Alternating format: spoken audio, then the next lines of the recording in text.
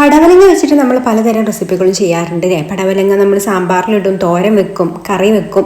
അപ്പോൾ അതൊന്നും അല്ല കേട്ടോ ഇന്നത്തെ റെസിപ്പി. പടവലങ്ങ വെച്ചിട്ട് വെറൈറ്റി ആയിട്ട് ചെയ്യാൻ പറ്റിയിട്ടുള്ള ഒരു ഐറ്റമാണ്. പടവലങ്ങ ഇഷ്ടമില്ലാത്തവരും ഈ ഒരു ഐറ്റം കഴിച്ചു പോകും കേട്ടോ. അപ്പോൾ നമുക്കിത് റെഡിയാക്കി എടുക്കാൻ വേണ്ടിയിട്ട് ഞാൻ എന്താ ഇതുപോലെ ഒരു ചെറിയ കഷ്ണം പടവലങ്ങയാണ് എടുത്തിട്ടുള്ളത്. ഒന്നിൻ്റെ പകുതി എടുത്തിട്ടുള്ളൂ കേട്ടോ. അപ്പോൾ അതിൻ്റെ തൊലി ഒന്ന് നമുക്കിതാ ഇതുപോലെ കത്തി വെച്ചിട്ടൊന്ന് അങ്ങ് ചുരണ്ടി എടുക്കാം.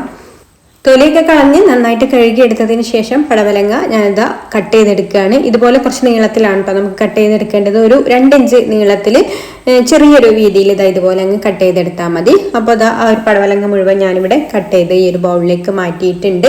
ഇനി നമുക്കിതിലേക്ക് ഒരു 1/2 ടീസ്പൂൺ മഞ്ഞൾപ്പൊടി ചേർത്ത് കൊടുക്കാം. പിന്നെ 2 ടീസ്പൂണ് കാശ്മീരി മുളക് പൊടിയാണ് ചേർത്ത് കൊടുക്കുന്നത്.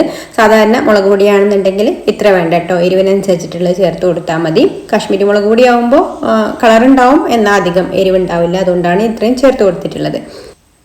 ഈ പാകത്തിനുള്ള ഉപ്പും 1 ടീസ്പൂൺ ചിക്കൻ മസാലയും 1/2 ടീസ്പൂണ് പെരുംജീരകവും പിന്നെ 1 ടേബിൾ സ്പൂണ് അരിപ്പൊടി ചേർത്ത് കൊടുക്കാം. നമ്മൾ പത്തിരിക്ക് ഇടിയപ്പത്തിനൊക്കെ എടുക്കുന്ന നൈസായിട്ടുള്ള അരിപ്പൊടിയാണ് ഞാൻ എടുത്തിട്ടുള്ളത്. പിന്നെ 1 ടീസ്പൂൺ കോൺഫ്ലവറും ചേർത്ത് കൊടുക്കുന്നുണ്ട്. എന്നിട്ട് എല്ലാം കൂടി നന്നായിട്ടൊന്ന് മിക്സ് ചെയ്ത് കൊടുക്കാം. വെള്ളമൊന്നും ഒട്ടും തന്നെ ചേർത്ത് കൊടുക്കേണ്ട കേട്ടോ. ഈ പടവലങ്ങയിൽ തന്നെ വെള്ളം ഉണ്ടാവും. അപ്പോൾ അത് വെച്ചിട്ട് നന്നായിട്ട് അങ്ങ് മിക്സ് ചെയ്ത് കൊടുത്താൽ മതി. പിന്നെ ഈ ഒരു മസാലകളൊക്കെ നമ്മൾ പടവലങ്ങ എത്രയാണോ എടുക്കുന്നത് അതിൻ്റെ അളവിനനുസരിച്ചിട്ട് കൂട്ടിയും കുറച്ചിട്ടൊക്കെ എടുക്കാം കേട്ടോ. അപ്പോൾ നമുക്ക് മിക്സ് ചെയ്ത് നോക്കിയാൽ അറിയാൻ പറ്റുള്ളൂ നമുക്ക് അതിൽ എത്രത്തോളം പൊടികളും മസാലകളൊക്കെ വേണമെന്നുള്ളത്. അപ്പോൾ അതുപോലെ അങ്ങ് മിക്സ് ചെയ്തെടുത്താൽ മതി. അപ്പോൾ ഞാൻ ഇതുപോലെ മിക്സ് ചെയ്തെടുത്തിട്ടുണ്ട്. ഇനി നമുക്കിത് റെസ്റ്റ് ചെയ്യാൻ വെക്കേണ്ട ആവശ്യമൊന്നുമില്ല കേട്ടോ. ഉടനെ തന്നെ ഇത് റെഡിയാക്കി എടുക്കാം. അപ്പോൾ ആദ്യം തന്നെ ഇതാ ഒരു ചട്ടി അടുപ്പത്ത് വെച്ചിട്ട് അതിൽ ഓയിൽ ഒഴിച്ചു കൊടുത്ത് ഓയിൽ നന്നായിട്ട് ചൂടായി വന്നതിന് ശേഷം പച്ചമുളക് ഒരു 2 പച്ചമുളക് ഇതുപോലെ ഒന്ന് കട്ട് ചെയ്തെടുത്തതും 2 തണ്ട് കറിവേപ്പിലയും കൂടി ഇതിലേക്ക് ചേർത്ത് കൊടുത്തിട്ട് ഒന്ന് ഫ്രൈ ചെയ്ത് കോരി മാറ്റി വെക്കാം. ഇനി ഈ ഒരു ഇത് ഫ്രൈ ചെയ്ത എണ്ണയിലാണ് നമ്മൾ ഈ ഒരു പടവലങ്ങ പൊരിച്ചെടുക്കാൻ പോകുന്നത്. അപ്പോൾ ആ ഒരു പടവലങ്ങക്കും ഈ ഒരു എണ്ണയുടെ ആ ഒരു എണ്ണയിൽ കറിവേപ്പിൻ്റെയും പച്ചമുളകിൻ്റെ ഒക്കെ ഒരു സ്മെല്ല് ഉണ്ടാവും. അപ്പോൾ അതും കൂടെ ഈ ഒരു അതിൻ്റെ ഒരു ഫ്ലേവറും കൂടെ ഈ ഒരു പടവലങ്ങയിൽ വരും കേട്ടോ ഇത് ഫ്രൈ ചെയ്തെടുക്കുന്ന സമയത്ത്. ഇനി പടവലങ്ങ ഇതേപോലെ ഒന്നിച്ചങ്ങ് കോരി ഇട്ട് കൊടുക്കരുത്.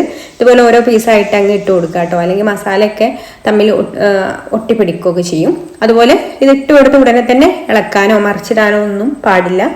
പെട്ടെന്ന് മസാല ഇളകി വരും. ഈ ഒരു മസാല ഒന്ന് നല്ല ചൂടിലേക്ക് ഇട്ടിട്ട് പെട്ടെന്ന് അങ്ങ് മൂത്ത് വരണം. പിന്നെ പടവലങ്ങ ആയതുകൊണ്ട് നമുക്ക് പെട്ടെന്ന് കുക്കാവും. ലോ ഫ്ലെയിമിൽ വെച്ചിട്ട് കുക്ക് ചെയ്തെടുക്കേണ്ട ആവശ്യമൊന്നുമില്ല. ഹൈ ഫ്ലെയിമിൽ വെച്ചിട്ട് തന്നെ ഫ്രൈ ചെയ്തെടുത്താൽ മതി.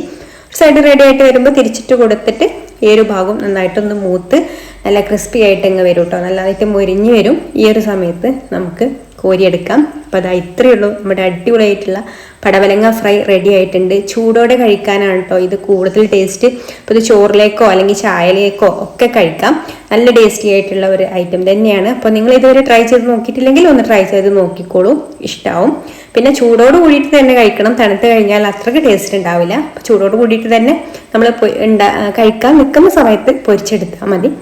ഇഷ്ടമായിട്ടുണ്ടെങ്കിൽ ലൈക്ക് ചെയ്യാനും ഷെയർ ചെയ്യാനും ചാനൽ ഒന്ന് സബ്സ്ക്രൈബ് ചെയ്യാനും, ഫേസ്ബുക്കിലാണ് കാണുന്നതെന്നുണ്ടെങ്കിൽ പേജ് ഒന്ന് ഫോളോ ചെയ്ത് സപ്പോർട്ട് ചെയ്യാനും കൂടി മറക്കല്ലേ. അപ്പം ഇനി മറ്റൊരു നല്ല റെസിപ്പിയുമായിട്ട് അടുത്ത വീഡിയോയിൽ കാണാം. താങ്ക്